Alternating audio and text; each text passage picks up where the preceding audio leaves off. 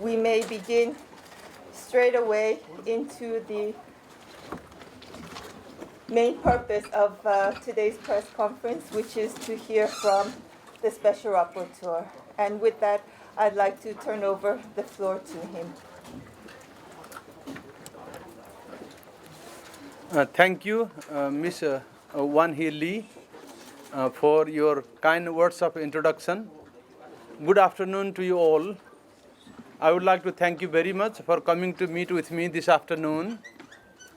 As in the past, I have prepared a written statement outlining the situation of human rights within the country, the challenges facing the country, and the main human rights concerns that I have raised with the government interlocutors during my mission. While reporting, I would be very grateful if you would rely on my written statement as much as possible. Once I have read out my press statement, I would be happy to entertain some questions from you. I am about to complete my 12th and final mission to the Kingdom of Cambodia as the United Nations Special Rapporteur on the situation of human rights in the country. It has been a privilege to serve the people of Cambodia over the past 6 years. At the outset, I wish to express my appreciation to the Royal Government of Cambodia for the positive and constructive cooperation extended to me during this mission. While I was not able to meet with the Prime Minister this time, I very much appreciated the dialogue I had with the government interlocutors, which was candid, cordial, and informative throughout. During this mission, I met with His Excellency Bin Chin, Deputy Prime Minister, His Excellency Mr. Sar Kheng, Deputy Prime Minister and Minister for Interior, and His Excellency Mr. Mak Sambat, President of the Cambodian Human Rights Committee.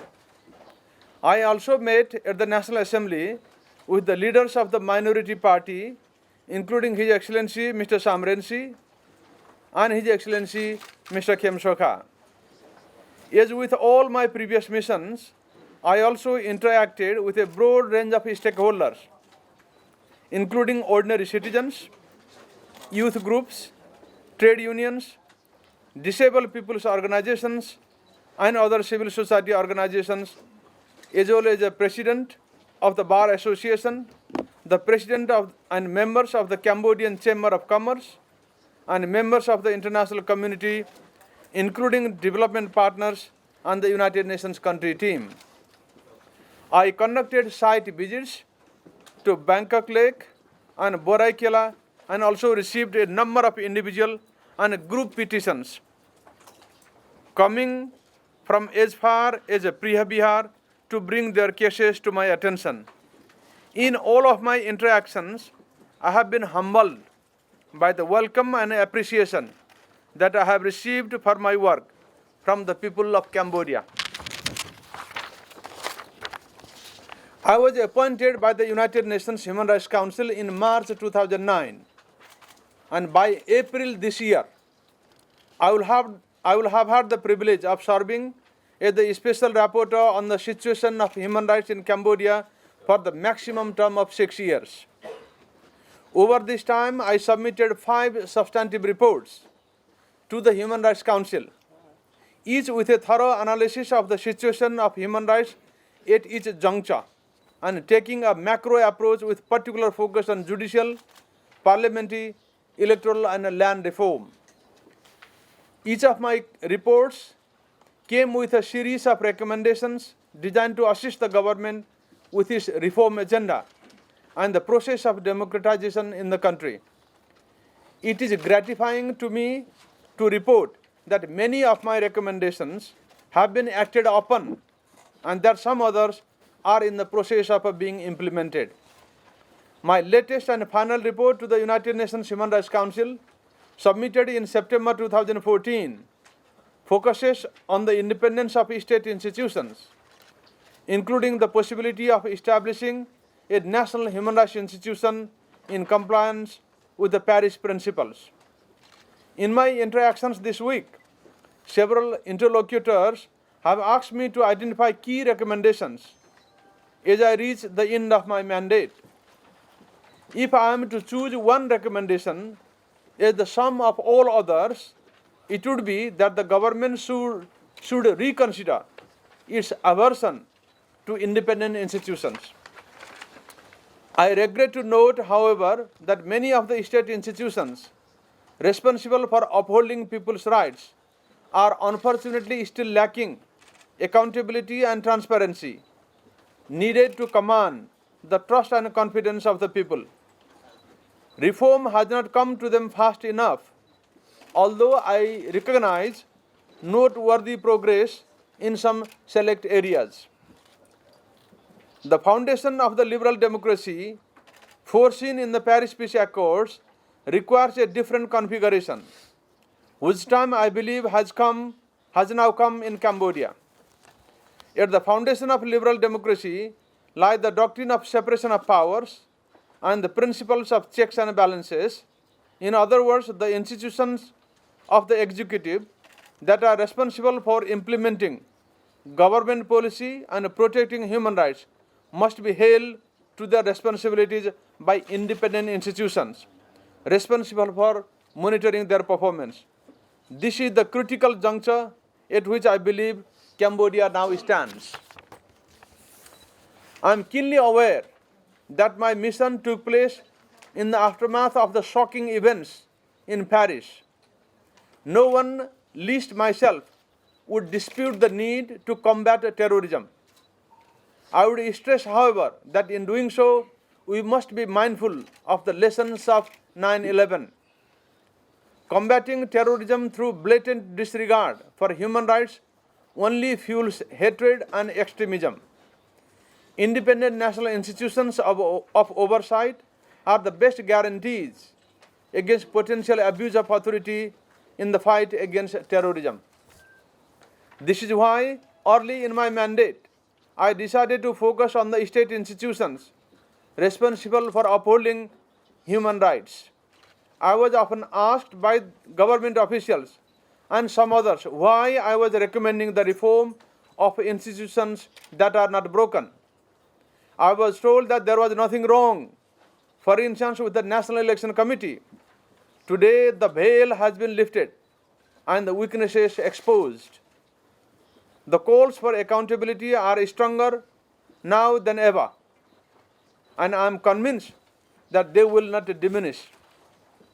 The ongoing proceedings at the ECCC is a case in point. It has taken over 20 years since the Paris Peace Accords for accountability to become a priority in Cambodia. The urgency at that time was the establishment and consolidation of peace itself, the natural progression of a country that, having achieved peace and stability, finds itself increasing claims for better governance and justice for all, will be to make meaningful steps towards that. I am confident that Cambodia will ultimately follow this route, and I believe I have contributed to laying the path for it. I am moved by the political developments that have taken place in the country. I had repeatedly called, both in public and private, for the creation of a political environment that would enable the leader of the opposition to return to the country from his exile in Paris. And His Excellency Samrensi was granted a royal pardon to enable him to return in time for the elections for the National Assembly in July 2013. Owing to the disputes around the outcome of the elections, the country went through another period of political instability. I was pleased and relieved when the two sides reached a political deal on 22nd July 2014 to make way for the opposition to join the National Assembly. It gives me a sense of satisfaction that my recommendations of electoral reform seem to have now truly become part of the national agenda. The most noteworthy one being that of granting a constitutional status to the National Election Committee. As the next step, I encourage the two parties to work together to resolve the outstanding differences so that the next elections will not be marred by similar disputes that plagued the July 2013 elections. While the government and the ruling party have a greater responsibility towards ensuring that the promised political, judicial and social reforms will be delivered, the minority party has to take its responsibility equally seriously and ensure that the position that it takes is a principled one and not driven by short-term gains. One of the concerns I have for the future of the country is the possibility of a racial tension between different ethnic groups, and I have thus called upon all sides to do their utmost to make their contribution towards building a tolerant, inclusive and cohesive society. After coming this far in the journey towards good governance, stronger democracy, rule of law and a greater respect for human rights, there should be no room in Cambodian politics for racism, xenophobia and discrimination of any kind on any grounds of race, gender, ethnicity, sexual orientation or belief. I believe that the new bipartisan parliament understands that the people expect it to function more transparently. A number of new draft laws are reportedly in the pipeline that could potentially have profound implications for democratic expression and participation, including on NGOs, on trade unions, and on cybercrime. I urge the Parliament once again to ensure openness and transparency in the legislative process. Convinced that the judiciary is a key institution to ensure the protection of human rights, I dedicated my first thematic report back in 2010 on strengthening the independence and the capacity of the judiciary. The enactment of three fundamental laws on the judiciary, namely the law on the organization of courts, the law on the status of judges and prosecutors, and the law on the Supreme Council of Magistracy, constituted the core of my recommendations on judicial reform. While there were some shortcomings, both in the process and the content of these laws, I am very pleased that the Cambodian court system can finally operate within a clear legal framework. So far, the courts of Cambodia have not delivered justice in the way demanded by all Cambodians. There have been too many human rights violations taking place without anyone being held responsible. I only need to refer to the events of 2nd and 3rd January of last year, in which at least 5 persons were killed, one disappeared, and many were injured. Yesterday was the anniversary of the murder of trade union leader Sia Bichaya. 11 years on, no serious investigation has been undertaken and nobody has been held responsible. The women was eventually found to be innocent and released in 2013 after many years in prison. There is a general perception that the rich and powerful still avoid justice. I am told that to this day, former Babel city governor Suk Bandit openly enjoyed a free life despite his conviction and sentencing for the shooting of 3 striking factory workers in 2012, of which he has not served a single day in prison. These are but a few well-known cases that illustrate why the term impunity continues to be used whenever Cambodian justice is discussed. The culture of impunity in this country has been a troubling issue for me, which I have repeatedly raised to the government. I was assured once again during this mission that the violent incidents of January 2014 have been investigated and they will soon be referred to the courts. I, of course, welcome this development. but hope that I will not end my mandate in April without seeing those responsible being brought to justice.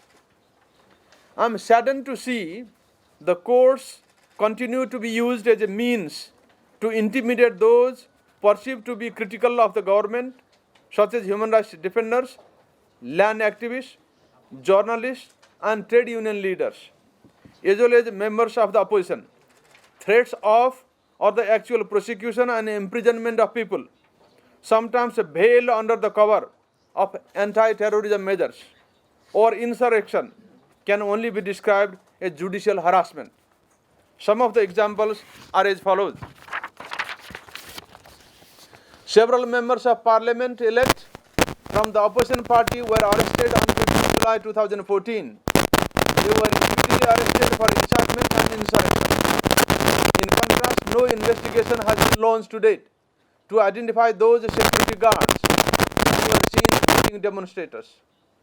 The MPs were subsequently released as soon as a political agreement was reached, leading to speculation that the two events were linked. Land activists are taken to court all over the country. On 10 November 2014, 7 women from Bangkok Lake were arrested for protesting in front of Phnom Penh Municipal Hall. Their homes were flooded, and when they protested, they were arrested and prosecuted. They were tried and convicted within one day. I went to the Court of Appeal yesterday to attend their appeal hearing. I very much hope that these women and their co-defendants will receive fair treatment from the legal system. These cases are symptomatic of how the courts are being used for political ends. The courts are also being used to protect the economic interests of the rich and powerful. For instance, Lai Surya Kheng and his family have endured years of threats, attacks and imprisonment, including having a bag of venomous cobras thrown into their house.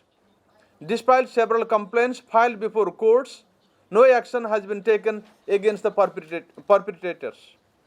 By contrast, Lai and his family have been arrested following complaints by the company pressuring him to sell his land. His 23-year-old daughter remains in prison today. Any arrest or detention is punishment for the legitimate exercise of rights is guaranteed by international human rights law, including the freedom of assembly, of association and of expression, as well as the right to participate in political life is arbitrary. I cannot stress enough that the rule of law requires accountability. It requires courts to deliver justice and to do so independently of any external influence. It would be a disservice to the Cambodian judiciary to focus only on improving its efficiency when the damage to its credibility comes from more fundamental problems. The way to remedy this would be to ensure that all court decisions are based on material evidence and sound legal reasoning, taken by judges who have no ties, personal, financial or other, to the executive or to either party in the cases they adjudicate. The lack of effective judicial remedies has had a tragic impact on the nation's poorest, dispossessed, marginalized, and those belonging to minority and indigenous groups. None more so than those driven off their homes and lands. For a number of historical and other reasons, issues associated with land rights have been and remain the number one human rights issue in the country. When I assumed this position, I was concerned by the impact of economic land concessions on human rights. I was pleased that the week I began my mission in the country, in May 2012, focusing on economic land concessions, the government issued a new decree imposing a moratorium on new concessions and promising a review of the existing ones, both being measures which I had recommended. Efforts to formalize the land rights of the rural poor through systematic land registration and the land titling campaign under Directive 01 are commendable. However, the reality is that These efforts continue to exclude contested plots of land where land disputes rage. The number of land disputes and families affected by them reportedly rose sharply in 2014. A great number of long-standing disputes also remain unresolved, many dating back nearly a decade. I have been overwhelmed this week and during my last few visits with petitions from communities who have filed claims to the courts, the cadastral commissions, the parliamentary human rights commissions, and the National Authority for Land Dispute Resolution, and who have been consistently denied access to justice. This includes indigenous communities from across the country, many of whom have approached me for support during all my missions.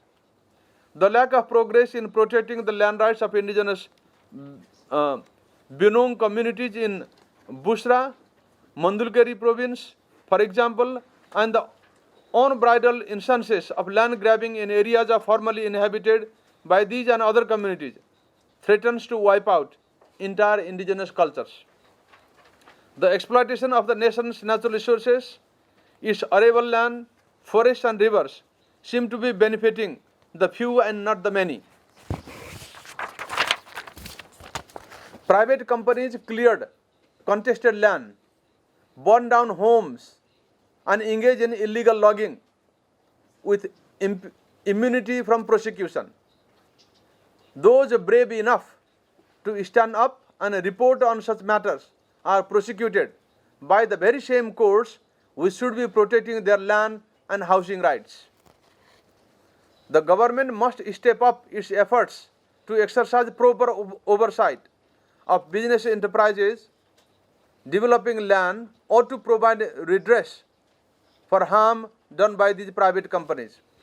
On Wednesday, I again visited the Boraikela site where families continue to live in conditions that are simply unacceptable in the 21st century. And in the capital of a country boasting such strong economic growth. When speaking with representatives of the Cambodian Chamber of Commerce this week, I outlined my concerns and underscored the fact that I think all Cambodians recognize the need for more energy for homes and businesses. Please that we readily agree that such a need should be met through a participatory process of proper consultation, compensation, and voluntary resettlement. Standards of free, prior, and informed consent must be rigorously applied when consulting with communities, including indigenous peoples. That includes for projects of national importance, such as the construction of hydropower dams. No one should be pushed into extreme poverty because of national energy needs. I am concerned that the management and ongoing review of economic and other land concessions continues to suffer from a lack of transparency, accountability, independent monitoring, or public scrutiny. Land grabbing and the lack of legal remedies available to victims of such violations continue to undermine the developments of Cambodia. I am convinced that this issue, more than any other, erodes public trust and confidence in both the judiciary and the government as a whole. Land conflicts will persist unless an independent, competent, and trusted institution, either the judiciary or a reformed National Authority for Land Dispute Resolution, is able to deal with complaints effectively and fairly. With the public confidence so low in the judiciary and in the existing state institutions, for the reasons outlined above, my view is that a number of independent institutions with specific mandates could help fill the gap. I believe firmly that in a nation like Cambodia, where so many government agencies have judicial or quasi-judicial powers to arrest people and where evidence is so easily disregarded by courts of law, such oversight will prove invaluable in preventing abuse of authority. It will be effective and credible, however, only if it is guaranteed full independence from the forces that it is mandated to monitor.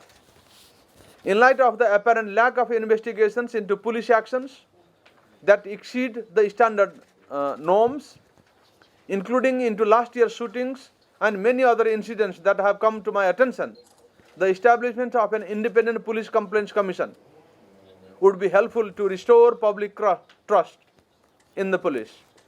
Where traditional accountability mechanisms are ineffective, external civilian oversight can help to fill the gaps. In some countries, such external civilian oversight is exercised through an independent national human rights institution. In others, the mechanism may take the form of an independent police complaints commission. Such a body could receive complaints about police abuse, investigate those complaints, refer cases to the courts where appropriate, impose disciplinary measures, and propose reforms of the police services. One of the most significant new institutions established in Cambodia is the Anti-Corruption Unit, known as ACU. Its creation was followed by several important initiatives, such as the drive to eliminate ghost public servants from the state payroll and payment of civil servant salaries through bank transfers, which I am confident will bring enormous benefit if implemented correctly. However, the movement of funds remains difficult to trace. Widespread corruption has been well documented, and despite the existence of anti-corruption legislation, it remains the greatest obstacle to the achievement of the inclusive growth that the Cambodian people are demanding. From the experiences of many countries which have successfully reduced corruption, independence is a key feature of effective anti-corruption bodies. The United Nations Convention Against Corruption, to which Cambodia is a party, requires states to establish an anti-corruption body with the necessary independence to prevent and combat corruption without being influenced by politicians or other authorities. I regret to say that the governmental anti-corruption unit of Cambodia does not meet this requirement. It will avoid accusations of bias and politicization unless measures are taken now to rectify its status. Cambodia was a pioneer in the region when it decided to ratify the optional protocol to the Convention Against Torture and other cruel, inhumane, degrading treatment or punishment in 2007. The optional protocol requires the establishment of an independent national preventative mechanism, known as NPM.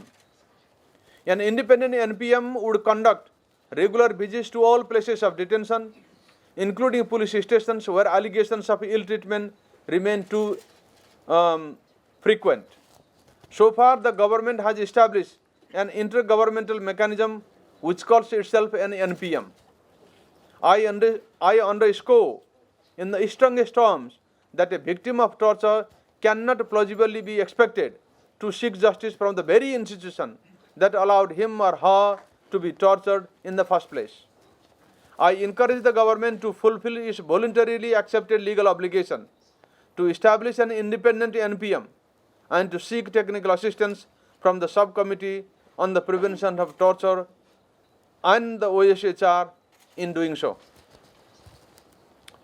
Independent national institutions that conform to the Paris principles, that monitor and advise the government on all human rights matters, and are empowered to investigate individual complaints, have proven to be an effective protection mechanism in many countries. Given the failure to date of the Parliament to effectively represent its people and the judiciary in delivering justice, there currently seems to be a need for such a mechanism, whether it is to protect the rights of women, persons with disabilities, or other vulnerable groups. The preferred approach of the government has been to establish governmental rather than independent bodies. The Cambodian Human Rights Committee, which reports to the Council of Ministers, is one of them. As useful and necessary as such bodies are, they do not take the place of independent institutions, since they cannot perform the essential checks and balance function. I was therefore pleased to learn in the course of this mission that the efforts to draft the new law on the establishment of a National Human Rights Commission are being renewed once more. While I do not rush to welcome such initiatives prematurely, I would encourage all those involved to work together collaboratively for the good of the country. There are many issues such as xenophobia and racism, LGBTI rights, and disability rights which do not receive sufficient attention from the existing state institutions that would benefit from continuous monitoring and policy recommendations by an independent national human rights institution. To conclude, the past 6 years have gone by very quickly for me. That I will be completing my mandate by becoming the longest serving special rapporteur for the country gives me a sense of both personal and professional satisfaction. The reform agenda is being ironed out, and both the majority and minority parties have made a public commitment to carry out electoral reforms. It is time to look at the whole system of governance more comprehensively. It has often taken a long time to implement the decisions and packages of reform. I hope this time there will be no excuses, one after another, to delay the implementation of the agreed package of political reform and derail the process of dialogue and reform currently underway in the country. Cambodia is a forward-looking country. Starting from the Paris Peace Conference, the country has made huge strides, including economic development, underpinned by political stability. As the country began to accelerate its economic growth, this has brought its own challenges of inequitable development and a widening gap between the rich and poor. Major political developments have taken place from which I believe there is no turning back. The progress recently made seems to have instilled hope and confidence in the people, especially the youth in the country, for the future of democracy and human rights. The major difference between then and now rests in the people. They are no longer afraid to speak out. People know their rights and are ready to claim them. Nothing speaks better to Cambodia's maturing democracy than this.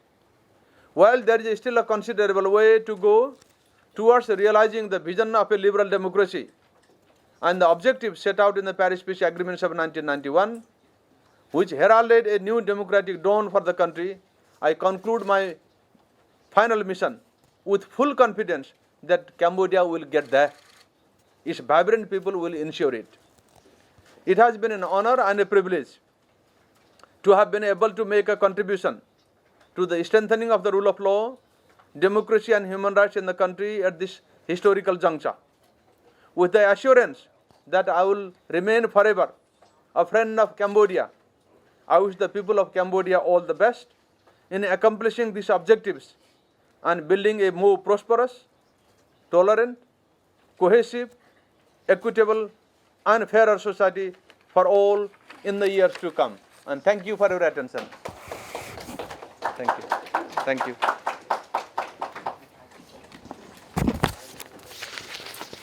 With that, we may take a second to digest all that's been said and take the remainder of the time to pose questions to the Special Rapporteur as he winds up his final mission.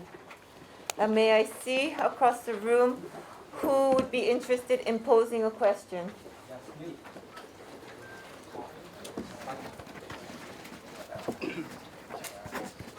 Hello, thank you, and appreciate for your clear report.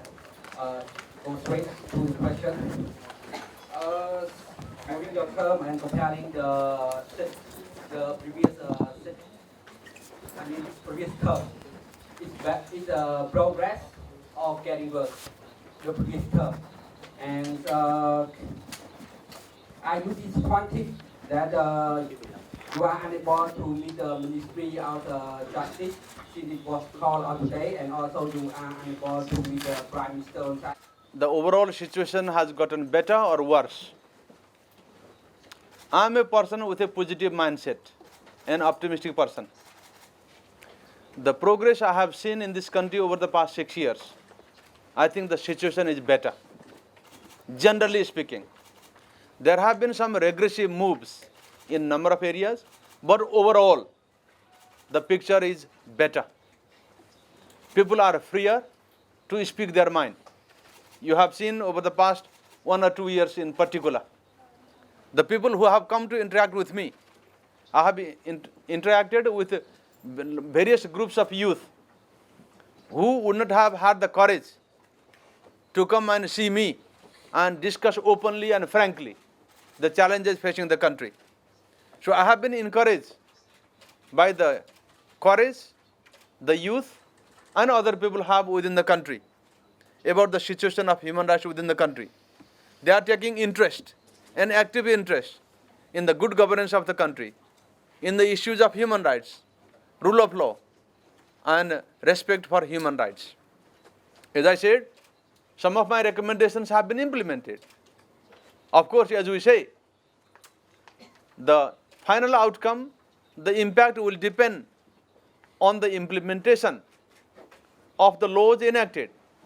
But at least we now have the law, a framework to work with, to strengthen the judiciary. Just to give an example, as I said in my written statement, I made a recommendation to reform the National Election Committee, to make it a constitutional body, to make it an independent and autonomous body. Many of you would recall, some people were critical of me, saying that no reform is needed. If nothing ain't broken, why try to fix it? Why the special rapporteur is trying to fix something which has been working well? But now, developments that have taken place have proven me right. And now both sides, the ruling party and the opposition, have agreed to amend the constitution, have amended the constitution to accord a constitutional status to the National Election Committee. And they are negotiating with regard to the electoral reform, enacting new laws or amending the laws relating to the conduct of national elections. So these are signs, positive signs, in which we have made progress. As I said, today there is a moratorium on new economic land concessions, and the moratorium seems to be holding. There was a promise of review of the existing economic land concessions, and the review seems to be ongoing. As a result of that one, you may have heard not long ago, 23 economic land concessions have been cancelled. But the progress isn't good enough. More ought to be done. But we have come a long way over the past 6 years. Now, the political issues relating to the arrival of immigrants from other countries, including from Vietnam, including mountaineers. I have been assured, I have raised my concern. Anybody who arrives in Cambodia should be treated in accordance with law, both national and international. Cambodia has an obligation under both national and international law to treat them fairly, justly, and in accordance with the law. And I have been assured that that will be the case. And I was pleased to note that a joint delegation of the Cambodia Office of the High Commissioner for Human Rights, this office, and the Ministry of Interior conducted a joint mission to go and meet with the mountaineers, the first group of people who had arrived in Cambodia. I hope that the spirit of cooperation will continue, and the government will continue to work with the Cambodia Office of the High Commissioner, other human rights agencies, to make sure that nobody is torn away, returned, expelled, or extradited without subjecting them through a proper scrutiny, proper examination of their case, as required by both national and international law. Now, the third question relates to rather political one. The Prime Minister making some remarks with regard to the conduct of certain leaders of the opposition. These are political matters. perhaps not appropriate for me to comment on. This type of comments do take place every now and then, every day, every week. So if I start to get involved in these issues, I will be doing more political work rather than legal professional work as a human rights defender. I am a human rights defender, a human rights expert appointed by the United Nations to promote and protect human rights within the country. Issues associated with human rights are within my business, but not to comment or pass on my judgment on comments and counter comments between two politicians or groups of politicians, whether in power or in opposition. But my view is that the dialogue should continue. I have taken that approach. If you recall, some of you, I myself was criticized, I myself was subjected to harassment and intimidation. But I remained principled. I took a principled stand, a courteous stand, believed in mutuality of respect, and gradually my lines of communication were re-established with the government, and I was able to continue my dialogue and have continued my dialogue to this day. Therefore, I think democracy is about dialogue between different stakeholders, and I hope that the dialogue that is ongoing today will continue and result in a fruitful outcome. During my meetings with the leaders of the opposition and the people in the government, senior people in the government, have given me an indication that the dialogue are continuing and will continue. I hope nobody will find one excuse after another to frustrate the promised reform, the reform that has been promised to the people of the country, to me, the United Nations Special Rapporteur, and to the international community will continue. And I have been assured that the negotiations may come to a conclusion by the end of next month, February next month. Therefore, I remain hopeful. And with regard to the 30 years rules of the Prime Minister, it is for the people in the country to make their own judgment. How far the country has come, what could have been done, what has been achieved. This is for you to debate and come to your own conclusions. People criticizing each other, that's the nature of things in politics. It's not only here, elsewhere also. Politicians have to try to win the trust and confidence of the people, try to win as many votes as possible, try to attract as many supporters as possible. That's the nature of things. But I am of the view that things have come this far. It is not possible for people to start thinking that they can still govern the country in the manner that it was being governed before. We have seen a huge change. The country has come a long way. And people have woken up. The youth have taken interest. The ordinary men and women in the streets have started to be vocal and ready to fight for their rights, ready to use the institutions at their disposal to have their rights respected. So I think the Cambodia is a forward-looking country. It can only get better from here onwards. Thank you. Okay, are there any further questions for the Special Rapporteur? We have time for a second round of questions.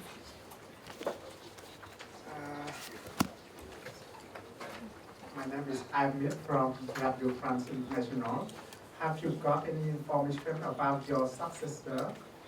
And are there any factors enabling the abuse of human rights in Cambodia in the future? Mm-hmm. That's all. Thank you. Thank you. Any other questions? Okay, I see no. Okay. Please, there's a microphone behind you. I'm Sujin back from the Free Asia.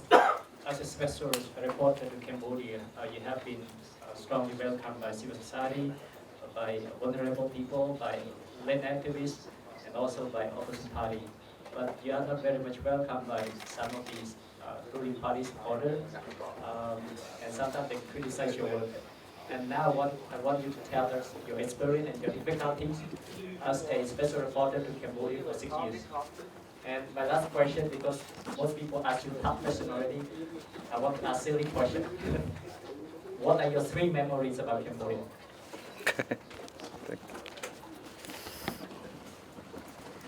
Okay, if there are no other requests for the mic,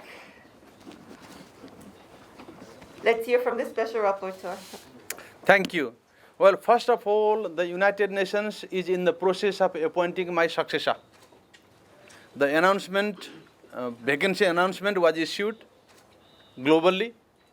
Number of people have made an application, and I hope that my successor will be appointed sometime towards the end of March. My mandate comes to an end by the end of April, allowing for 1 month overlap to share information, exchange ideas. That's the situation, and I wish my successor all the best. Whoever that person is, he or she remains to be seen. And factors that may contribute towards abuse of human rights in the country are perhaps lack of dialogue, derailment of the negotiations that are ongoing, frustrating the promises that have been made that will take the situation back to where we were before 22nd July 2014. The other factor, as I have said in my written statement, I am concerned by the possibility of racial tension in the country. If the country were to go down that road, it will be very unfortunate. It may result in violation of rights of people belonging to different ethnic groups. As I said, in a democracy, we all must be tolerant, respectful of each other, treat another fellow human being on equal terms. When exercising your rights, you must be mindful of the rights of others and be prepared to respect the rights of theirs. Another area would be if the issues surrounding land management, land rights are not managed effectively, more people may face the threat of eviction or may be evicted. That is my main concern. With that concern in mind, I have made my recommendations, I have made my representation to various stakeholders within the Cambodian society. With regard to my reflections, yes, when you stand up for human rights, you are likely to be criticized. Nobody wants to hear criticism of their work, but that's my job. Not for the sake of criticizing, but with a view to helping. I always have remained courteous, diplomatic, balanced, and objective in my approach in offering my constructive recommendations and criticisms of the policies of the government, of the policies of various other national institutions. I have sometimes been critical of the opposition party leaders' activities as well. Wherever I think things could go wrong, I have not hesitated to point them out. As a result, I myself have been criticized, harassed, and intimidated every now and then. But overall, even those whose policies I have criticized have listened to me and thanked me. As a result of that one, we have made encouraging progress in this country. As I outlined, many of my recommendations, key recommendations, highly sensitive recommendations have been implemented or are being implemented. Therefore, I am not somebody who is deterred by criticism. I am willing to accept constructive criticism, provided that they are expressed in a courteous manner. We all should be prepared to listen constructive criticism from other people for what we do. If we do nothing in life, nobody will criticize you. If you want to do something, then you may be criticized by those who may not benefit from the comments, from the recommendations you have made.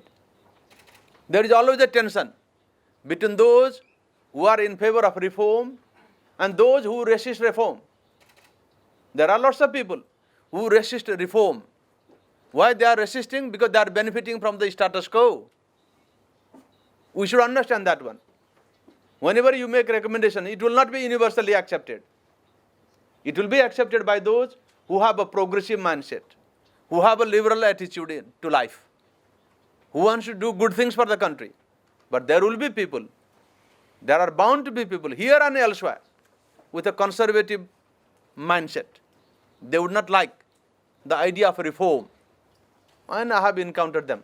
But gradually, I think I have won many friends in Cambodia who collectively have made it possible for this country to move forward. Well, when you ask me 3 memories of my Cambodia, I will just give you a fresh example. When I woke up this morning, I go normally for a walk. When I went for a walk, a group of men and women came rushing to me to say, Surya Subedi, thank you for helping Cambodia. I thought my morning was a wonderful one. The day was made for me. That sort of response I receive. Even when I go for a walk, people approach me in the streets, completely unknown people, ordinary men and women. They approach me and say, thank you for your work. Welcome to Cambodia. That's the memory that I will carry with me. Actually, I said the other day in my interview for a radio station, what have you accomplished in Cambodia? I said one of the best things I have accomplished is winning the love and respect from the people of Cambodia in different parts of the country. Wherever I go, there must be people who don't like to see me there, but I have encountered lots of people who welcome me, appreciate my work, and thank me for my work. And other memories, of course, going to some far-flung areas to the provinces, visiting the people, and feeling very sorry for their situation in the 21st century. Fellow Cambodian citizens not treated like fellow Cambodian citizens by other fellow Cambodians. They could be easily evicted from their land, as if they didn't count, as if they did not matter. That deeply troubled me. I have a sense of right and wrong. The people who have been wronged and the people who have wronged them do not seem to appreciate that these poor, vulnerable people are Cambodian citizens, equal citizens, entitled to the rights guaranteed by the Constitution. So that absence of understanding on the part of the rich and powerful, when I say rich and powerful, politically, militarily, economically powerful, that has troubled me. If I have had any sleepless nights, they were because I was troubled by the treatment meted out to the poor and vulnerable in different parts of the country. So I have given you one positive example and another not so positive example of my memories in this country.